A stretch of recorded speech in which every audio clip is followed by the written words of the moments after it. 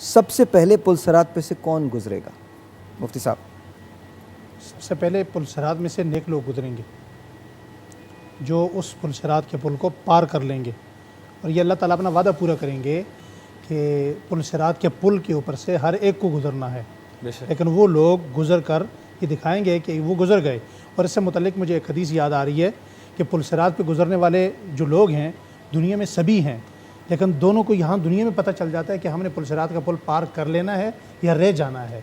وہ جو نیک لوگ ہوں گے، انبیاء ہیں، صدیقین ہیں، شہداء ہیں، صالحین ہیں، جن کو دوسری لفظوں میں اہل تقویٰ کہتے ہیں، اللہ سے ڈرنے والے ہیں، اللہ کا خوف رکھنے والے ہیں، ان کو ایک عود جیسی خوشبو دی جائے گی۔ عود نہیں ہوگی، بمثل عود کی ہوگی۔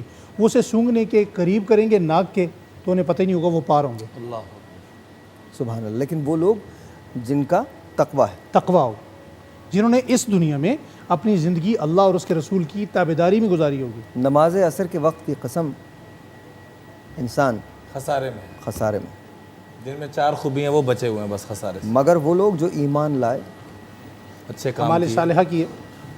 حق بات اور صبر کی تلقین کرتے رہے۔ بے شک بے شک۔